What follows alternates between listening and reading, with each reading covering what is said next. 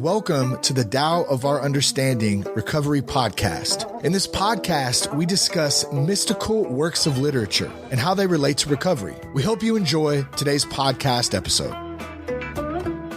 Welcome to the Tao of Our Understanding Recovery Podcast. Have a good crowd today.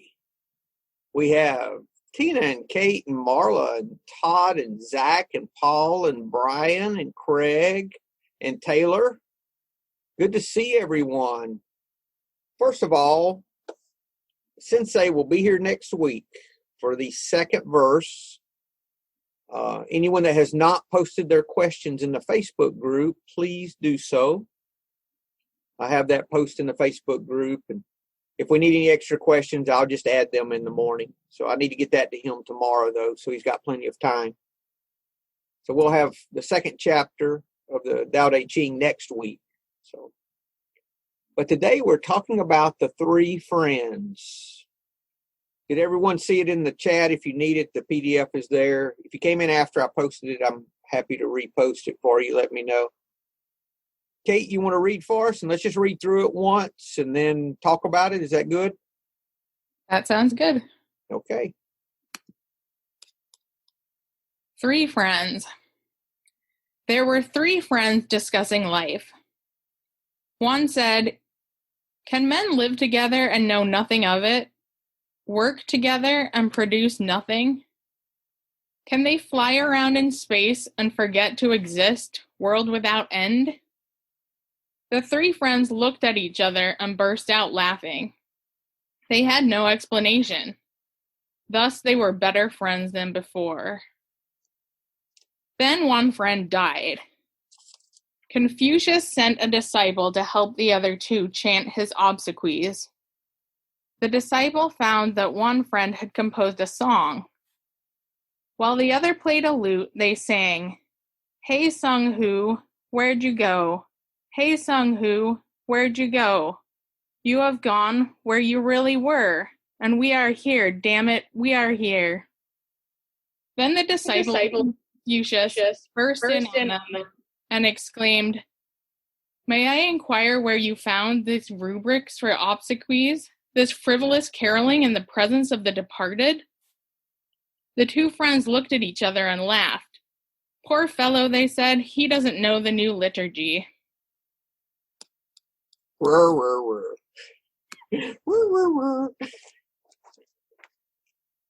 Comments? I looked up some stuff about Confucius and Chuang Tzu because it seemed like in this story they're a little bit at odds.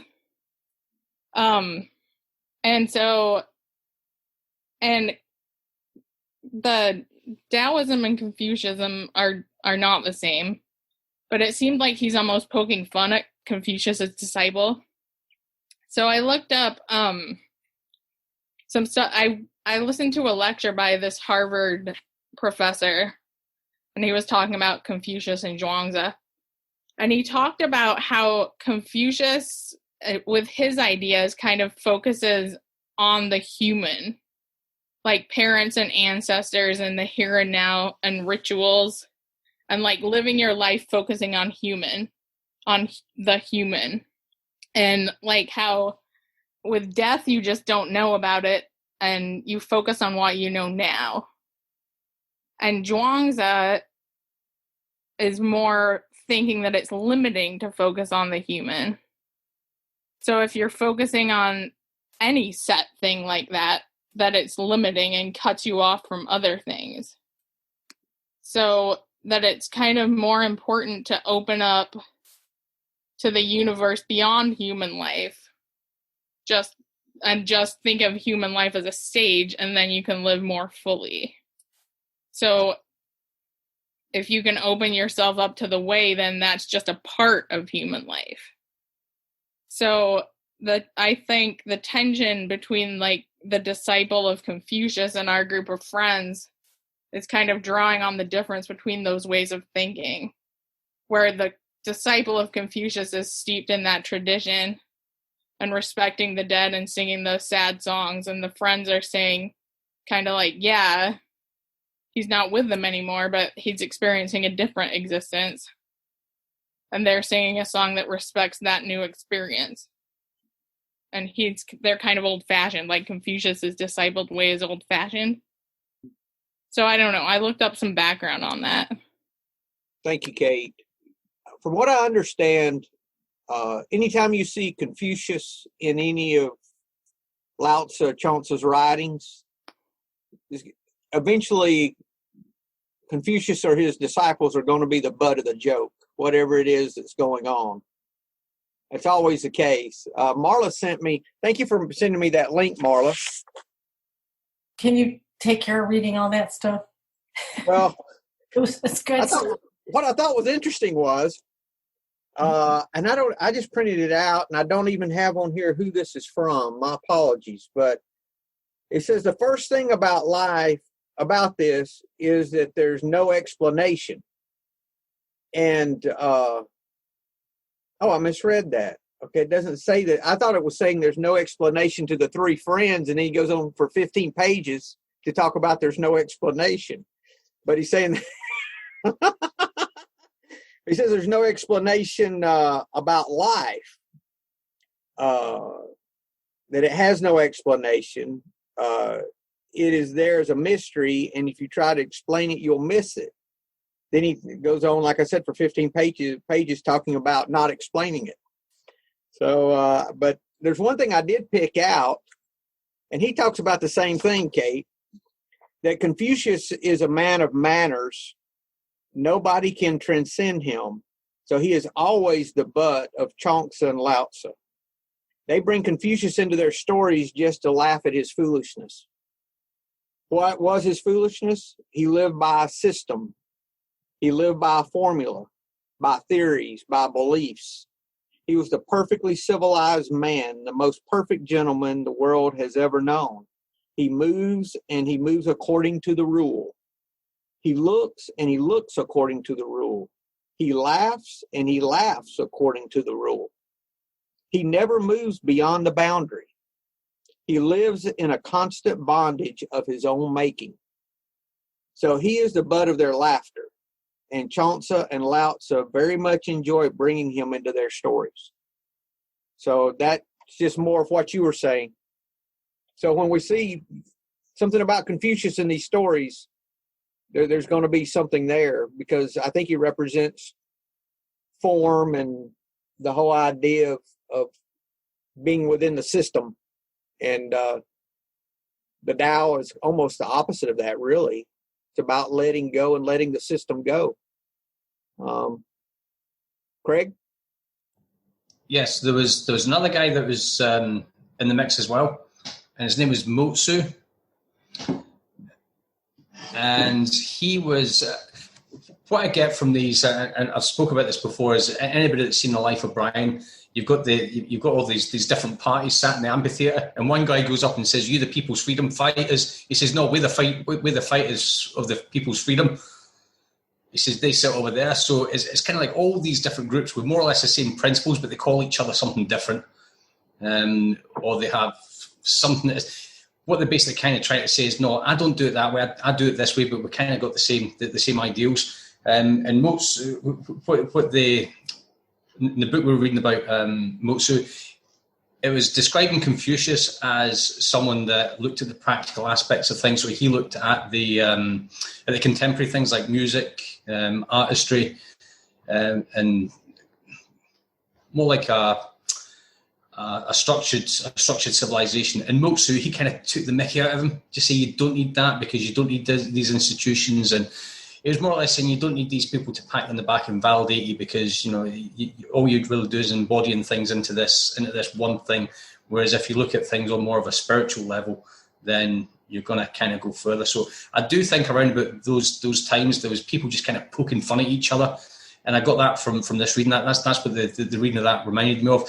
It was almost as if we've heard the story about the three vinegar tasters or the three wine tasters, and they all had different aspects of this. And what I kind of got out of this one was there was a fourth guy coming along, and he was just kind of poking fun at everybody else. So they were just really getting their own back on it. But I think on the whole, around about that period and around about these philosophies. A lot of it is more or less the same, but people are kind of saying, well, mine's is better than yours because I deal with this. So I think there is quite a bit of conflict of the same information going on. There's some major differences, though, between what Lao Tzu taught and what Confucius taught, though. Yeah. But again, they kind of go tit for tat. I think some of them are going. It's like we've always got that one person in life that if you've done something once, they've done it 3 or 4 times. I kind of get the impression there was some of this going on with these guys in that time as well. Who else has something? There's one of the chapters of the Tao that talks about you have rules and then you have, here it is. What's the gist of it? Hold on, I got it. 37. Okay, this is the 37th chapter. It says, I'm going to skip on down. The master does not force virtue on others, thus she's able to accomplish her task. Ordinary people who use force will find that they accomplish nothing. See, that's what I think he's pointing at, the Confucius kind of idea. The kind person acts from the heart and accomplishes a multitude of things. The righteous person acts from pity, yet leaves things undone, just a little lower virtue. The moral person acts out of duty, and when no one responds, will roll up his sleeves and use force. That's kind of the Confucius ideas that I think that, when the Tao's forgotten, because the Tao is such a way to live above rules and above all of those things, because it's a freedom from all of that. That's part of the reason we study it, is because of the freedom we get from just being able to let go. I have to carry all of that. How about this part in the Three Friends where it says, can men live together and know nothing of it? Like nothing of, I think it's talking about each other, like not to meddle in other people's lives maybe. Can 3 friends just live together and not be at odds? Work together and produce nothing? Can they fly around in space and forget to exist, world without end? The 3 friends looked at each other and burst out laughing. They had no explanation. I was thinking probably they had no explanation because they had no expectations. Probably has something to do with expectations there. Thus, they were better friends than before. I feel like that that part you just read, the questions they're asking, it seems like the questions that we've asked here before, which is that just that whole idea of the uncarved block. Like, do you ever get to the place where you get to realize that you're there? It seems like that's the question they're asking is, can you ever get to a place where, you're together and you don't know it? Produce nothing, fly around in space. It just sounds like this very like, can you ever get to the place where you're acting? Yeah, if you ever get to the place where there's 100% no agenda or 100% like however you might describe it. Yeah, that where you can just be, that you have no expectations. And of course their answer is laughter. Yeah, because they were there. That's what I think. Maybe. Taylor?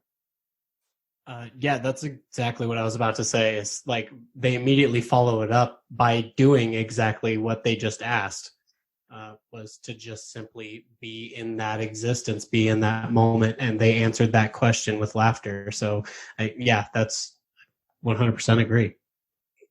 So it's all about back to this learning to move from having to doing to being, right?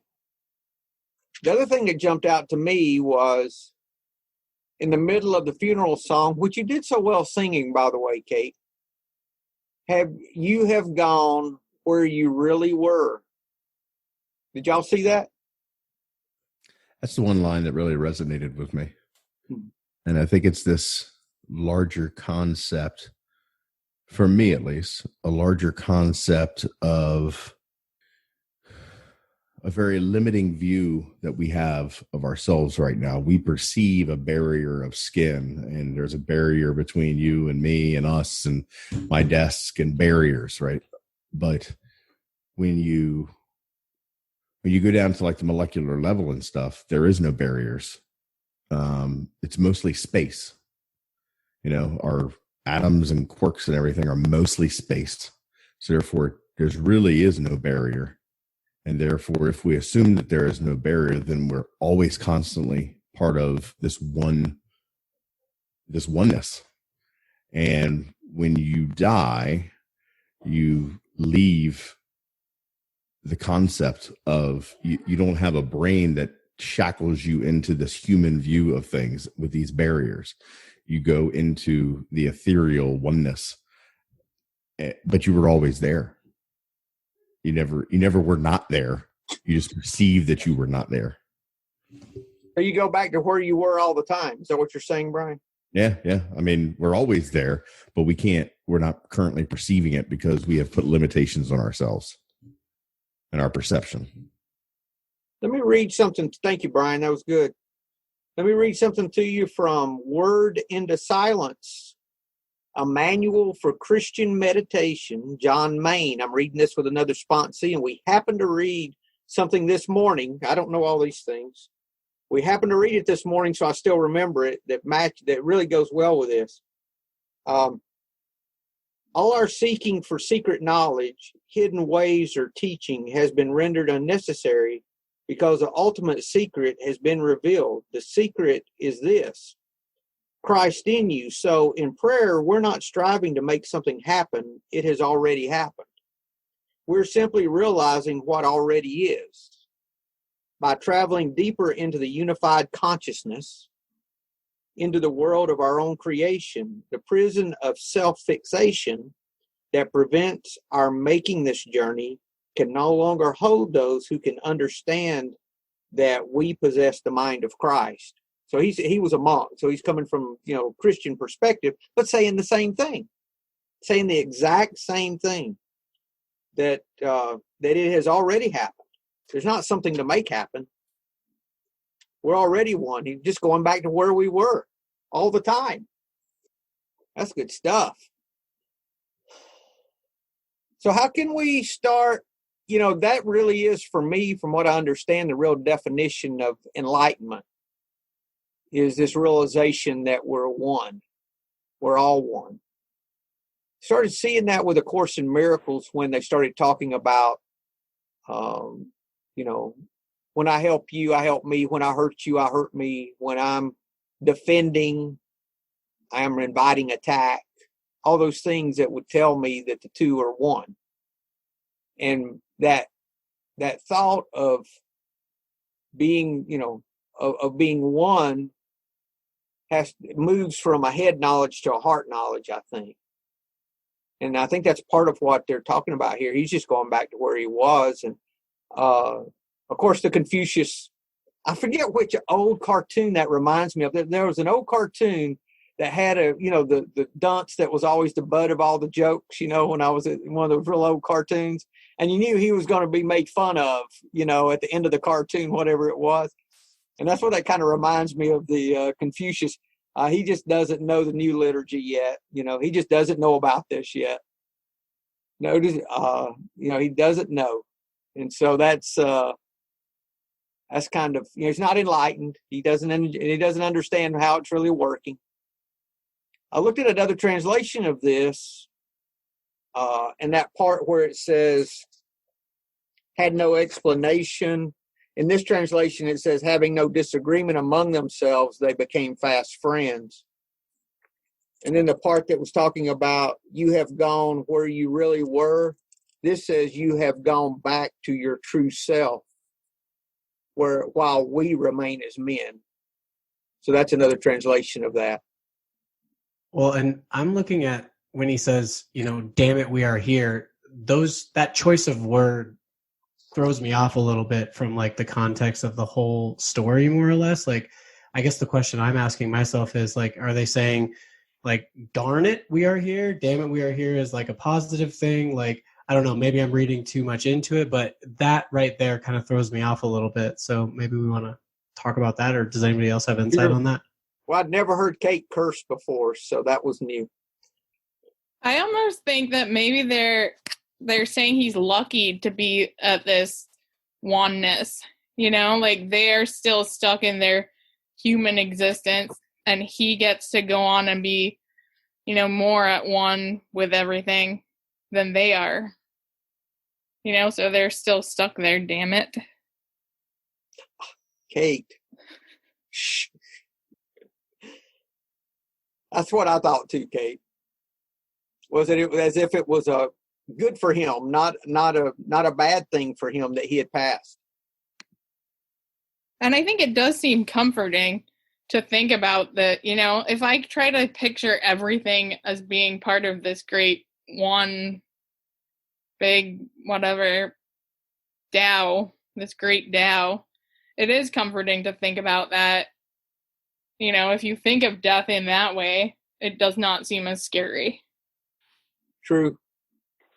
So, can everybody hear me okay? Okay, great. Thank you. So yeah, just trying to piece it together, and just one of the ways I was hearing it, from at the beginning when they talked about the three, about can we all exist? Can we be here and accomplish nothing? For some reason, what came to my mind was this little excerpt I heard Glennon Doyle say one time about friendship, and she said, really, and I'm sure she got this from somewhere great too, but she said, friendship is really just two people being together and not being God. Friendship is just, I'll sit with you in your loneliness. I'll sit with you in your happiness, and I won't try to fix it. And so that's may not be what they were meaning, but it's what just got in my head, and now it's stuck there. Because I think for me, that comforts me. So that's what I hear in it. And can we do this and accomplish nothing, which is the goal, but still remain friends? Because sometimes friends feel like they have to be accomplishing things. But if your friendship is of the Tao, you're not accomplishing anything. You're just being. So that's what I got from that. And then at the end when they said, darn it, where are you? And you're where you were before, where he was before. What I heard was like, you're still supposed to be here, because really, when we die, you just go into another room, but we're still all in the same house, and we should still be all connected. Kind of like, dang it, you're supposed to still be here, but you are not where we were, so you have realized your physical body is gone, therefore our connection is gone, but the physical body has nothing to do with it. Like, you should technically still be here. And it's almost like, what I took it as, they were laughing at the fact that he died, but he's not really dead. He's still here, and nothing really changes except the physical aspect. So it's kind of like, dang it, I wish he would have got that, and I wish he would have understood that. And because he's still here, he just doesn't realize it. That makes sense to me only if they're saying you don't get it. You know, you're where you were before, which is in your body, and not where in spirit. So I was thinking about the relationship these guys have got going, and it reminds me of the saying that Robin Williams came out. Everybody needs that person in life that's going to listen to your bullshit, tells you it's bullshit, and then sits and listens to more of it, because you have that relationship with people. I don't know if we've all got that person in life that you can have a conversation with one day and then not talk to them for another couple of days. And then when you hit them up, you just right back to where that conversation ended, because a relationship doesn't have the barriers, it doesn't have the boundaries, it doesn't have the it doesn't have any of the resentments, it doesn't have any other ulterior motives. You just get on that well that just, it's just a seamless relationship. None of the rituals, you mean? Yeah. To be part of. None of the. You know, I've got this and you've got that. You know, it's just you're just on. It goes back to having that. What's the word? That it's to do with the connection. I've mentioned it before. It's that you have that connection. What's the word? Help me out. Companionship. Nearly. You have that camaraderie. You have that repertoire. You have that soul repertoire. It's not like a double act or anything like that. It's just a case of, you connect just on that spiritual level that you know exactly where everybody's at. There is no bullshit involved in it. There's no ulterior motives. It's just a case of, we're here. It's like two old friends sitting on a bench, just shooting the shit and righting the wrongs of the world, and just being, rather than constantly wanting to do and outdo each other. It's a case of, this is what we are. Like, yeah, and I think we'll all get to that stage in life where we're fed up fighting. We're fed up resisting things. We get to the stage where we think, there's more to life than fighting things. We'll probably get on a lot better if we just stop resisting and start being. I think having that soul connection with people is massively important, and that's what I keep getting drawn back to is the actual relationship, not the fact that the guy died. We actually had something like this. Similar happened in real life. We had we had a team at work, and we were all fantastic friends. Although we started off as work colleagues, and then one of the guys died, and it was just like a massive hole in that team, a massive hole in that repertoire. There was just something missing. And after that, the whole team kind of split, because there was nothing really holding us together, because we all had our own griefs that we were dealing with. And I don't know if that kind of pushed people apart, because we didn't feel that we could talk to each other about that sort of thing. Your relationship wasn't to that point where you had no expectations, huh? Yeah.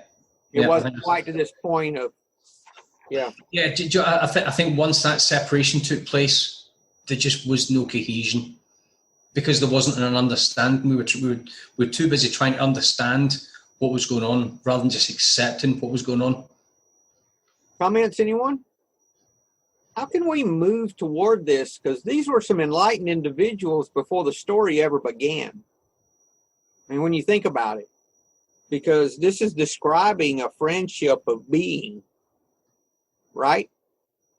So I guess the question for me is, how can we move toward this lessening expectations, having friends that we don't love with hooks? You know what I mean? Like a fish hook, where you love them and you always want something back. You never just love them. You always are putting out hooks. How can we let folks be and let us be? I think that's the whole goal. That's what I see out of this. Is just an example of being. And even accepting, not only accepting them individually, but accepting the death too. Total acceptance. Total acceptance. All the way through death. Accepting the relationship. Letting it come and go. Yeah. I think the laughter, they start laughing, is an important part of it, because, we don't have to be like deadly serious that we're accepting. We have to be kind of lighthearted in our behaviors.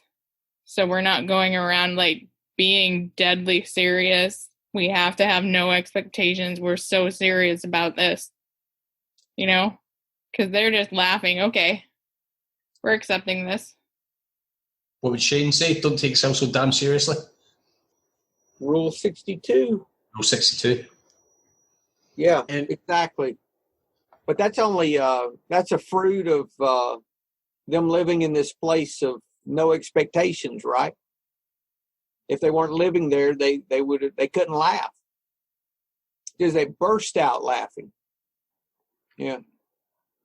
Would it be like a sense of like embrace, like they're embracing the reality of their situation, and instead of trying to shy from it, they're facing it? Like that's kind of what I'm seeing in this, is a certain level of, more than just acceptance. It's an embracing of what reality currently is. And I say that because where my brain's going with things right now is like, I'm thinking about when I was over in Afghanistan and when I was like fighting and being, in those situations where the camaraderie is so equal to like what I'm reading right now, where you're involved in something that you can't really quantify or explain, but you randomly start laughing because you have a bond that is shared between individuals that are in a like-minded state that is inescapable. And so, like in terms of war, some people will say embrace the suck. And I'm not necessarily, that's what this is, where they're trying to necessarily embrace the bad things, but that term can be used in a positive light as well, where they're embracing the reality of this thing called life. And letting the ebbs and the flows occur as they should, and then choosing to sing songs about it as opposed to going down maybe a negative path. Yeah. Thanks, Taylor. That's good. Anyone else? That's all I have. We don't have to go a full hour. If we get the meat out of this, we've gotten it. But I think it really is all about lowering our expectations and learning to be like we've learned in all these others, that the Tao is about being, not being something, be a human being, not a human doing.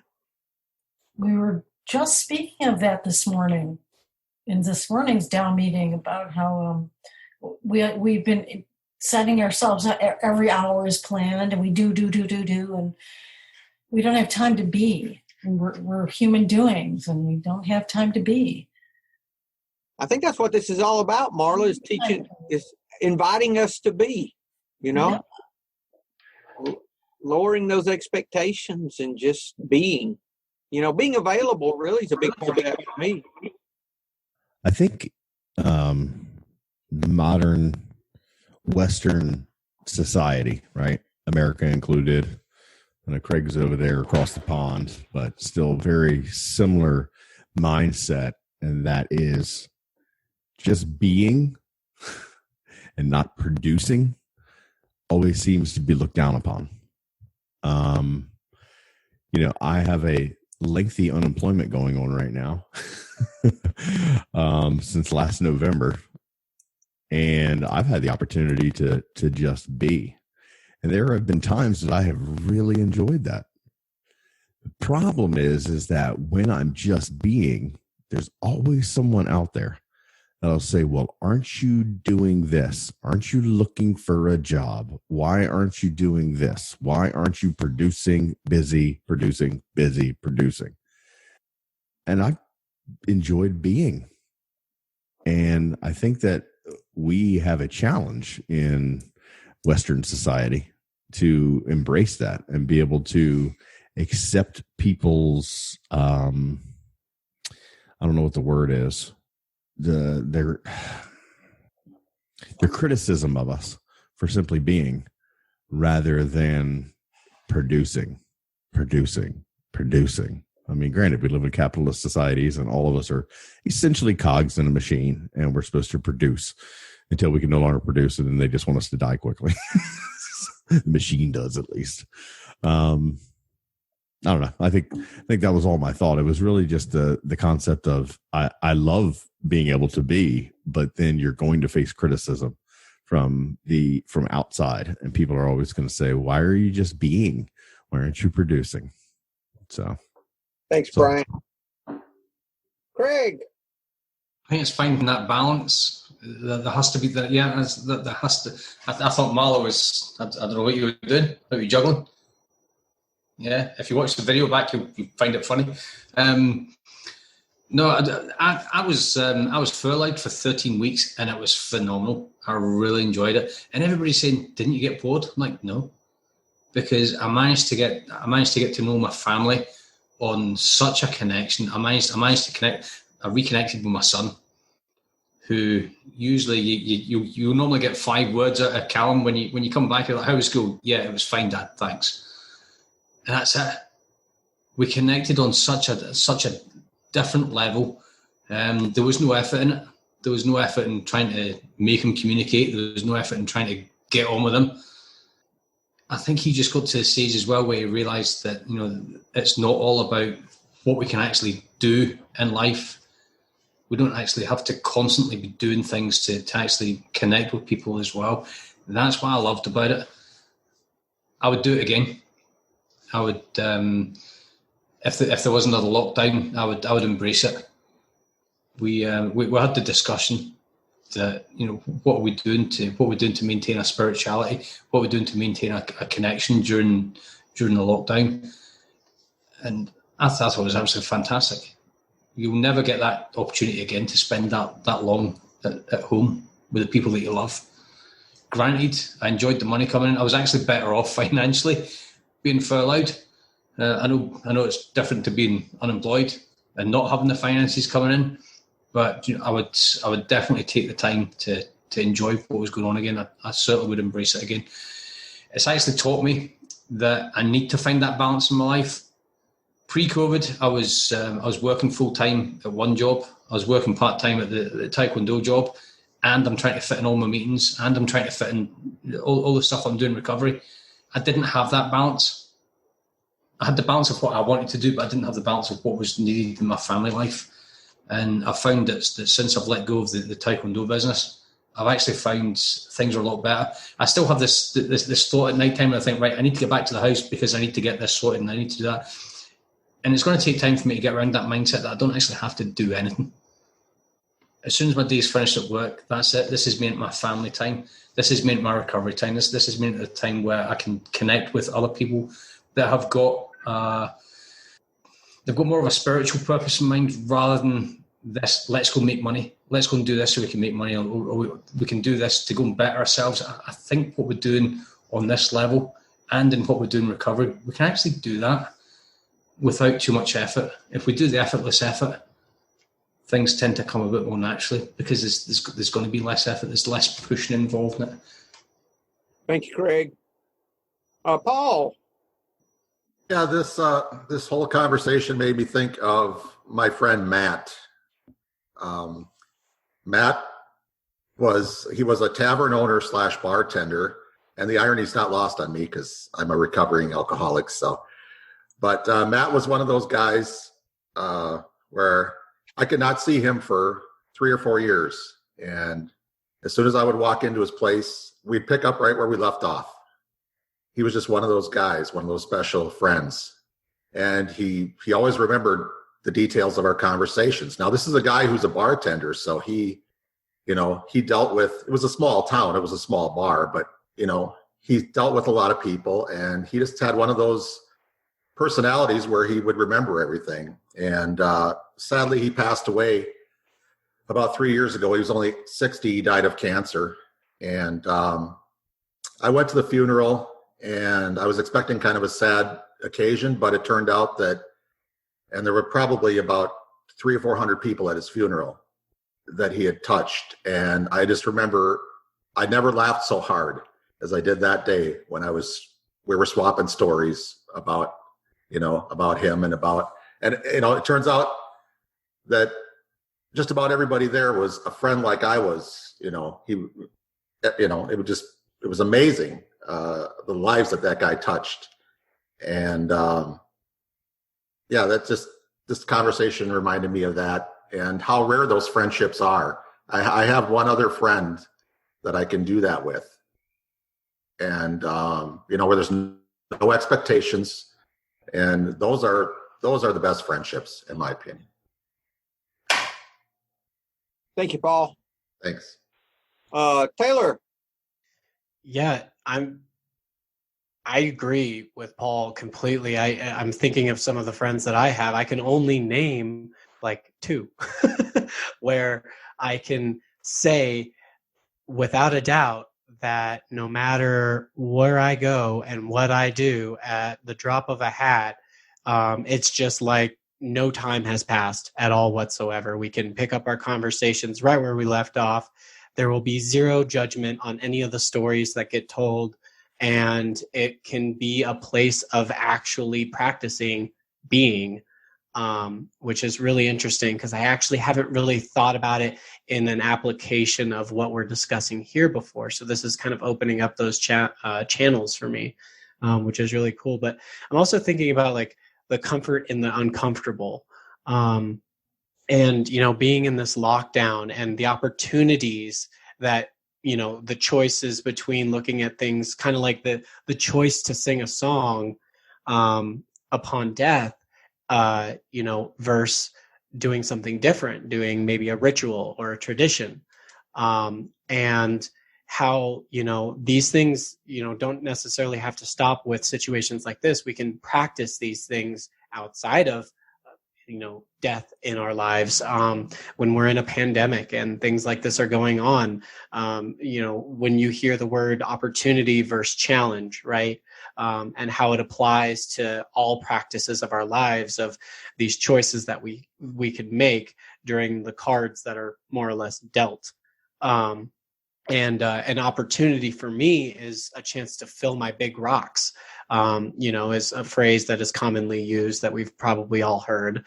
What is the most important things in my life that I now have an opportunity to focus on, because the sand in my life, more or less, in a way, has gone away to a degree. And has cleared out where my big rocks are lying, and I can actually see them on the ground and decide to pick them up now.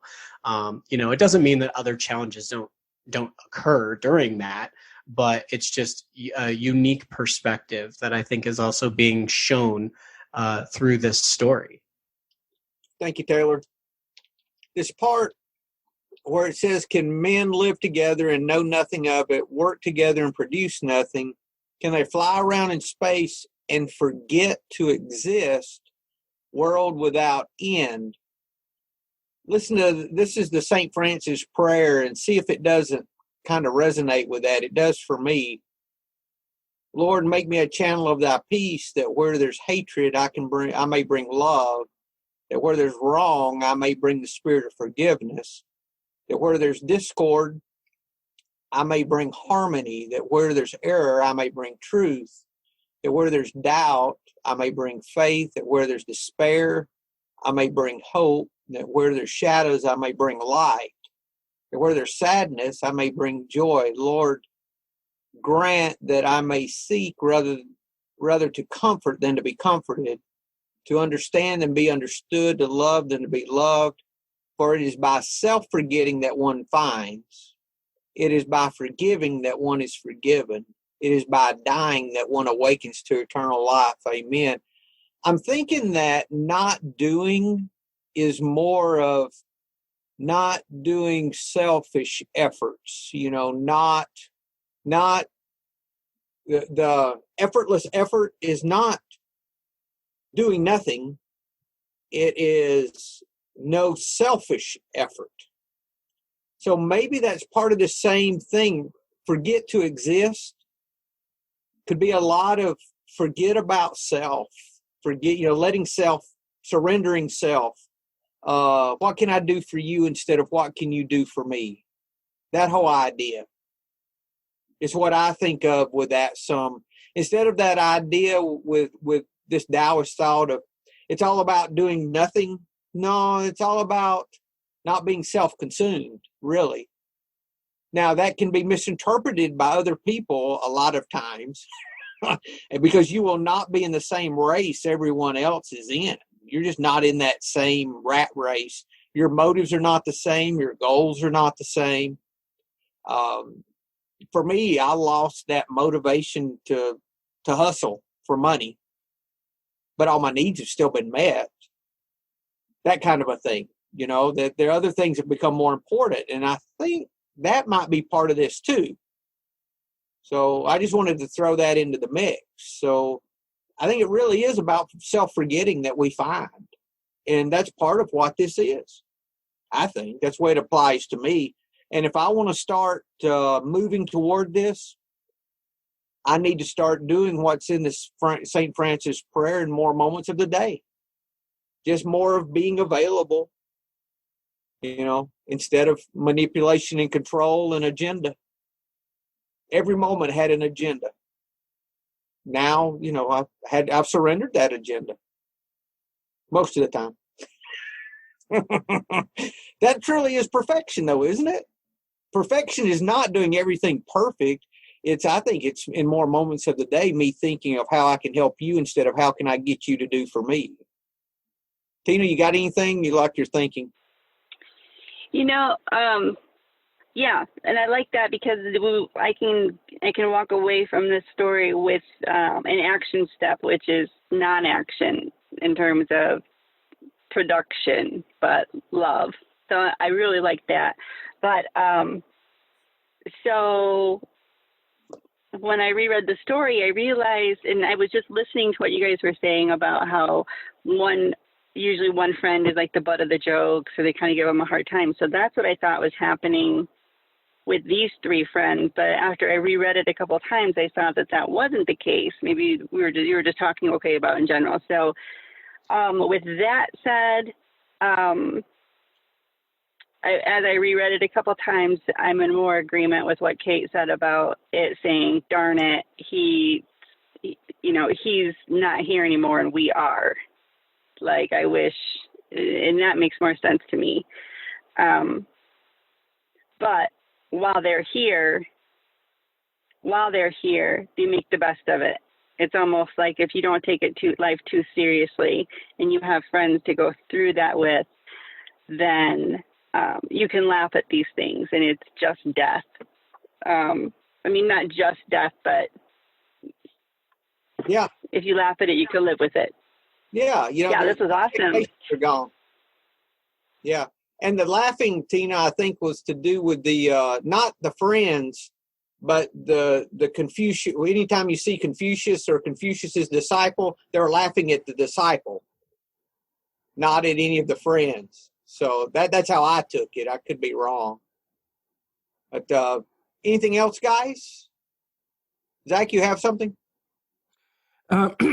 Well, yeah, I don't want to drag it out too long. I was just thinking about earlier when you were talking about, some of the things like what Confucius represents, in these stories, being one of the things he can represent is forms or, and so then I got to, well, what's the alternative to forms? It's no forms or formless, which got me, just reminded me the first verse of the Tao is the Tao that can be named is it's not the true Tao, and so then, I was thinking about what Brian said a few minutes ago about, how just like on a molecular, like atomic level, even there's way more space than there is not space. You know what I mean? And I wonder if I don't have any real point to make with that other than just, I wonder if that's, they're presenting some of that alternative. Confucius's disciple is here saying, hey, look, these are the rules. This is the way that we go through death. There's a right way to do it and there's a wrong way to do it. And, and the three friends are like, we didn't have it figured out when we were alive, and we certainly don't have it figured out now. That's it. Thank you, Zach. Yeah, they were making fun of the disciple of Confucius. Just said Confucius for sure didn't have it figured out, and but they were breaking the rules, and the disciple didn't like it. I think that if we're going to have this way of life, we're going to break the rules sometime. Some people are not going to be happy with us. You know? I've had times people have said, buddy, why aren't you doing this? Why aren't you doing this? Why aren't you doing this? I said, I'm just not. And they're like, well, you should, all this hustle, And I said, well, I'm making money when I need it. And they said, well, but you could do so much more. I said, yeah, I could. And they still don't quite get it, that whole hustle, there's no future in the hustle. I don't see it. Doesn't mean I'm lazy. I work harder than I've ever worked, quite honestly. But it's not always the things that are making money. I just do what's in front of me to do. And then when I need money, it shows up. So, yeah, it really is about making that shift, though. What can I do for you instead of what can you do for me? That's the simplest way I know to put it. Any closing comments, guys? That was pretty good. Wasn't bad, was it? Next week, verse 2. I don't want to be corrected again by Sensei, so I'm going to say verse. I know, right? So it's verse 2. Come on, Craig, you got something to say, I know. It was funny seeing you get told off. I know. If that's the worst he ever tells me off, I'm in good shape. But, he's not shy. He is not shy, which is good. But I'm really enjoying it, and he's enjoying it. So I think it's a good thing. We're getting some good feedback. If y'all have any comments for us or any suggestions, our email is wisdom56321@gmail. Thank you, ma'am. Yes. Okay, guys. If there's nothing else, I will see y'all next week. Have a great week. Hello, this is Buddy C. I wanted to make you aware of several recovery-related resources that I've posted in the episode description. These resources include a list of recovery podcasts, a free sober meditation app, daily recovery email, shared Google recovery calendars. Hope you put some of these resources to use and have a great week. Thank you for listening to the Tao of Our Understanding Recovery Podcast. If you enjoyed this episode, please share it with your friends in recovery.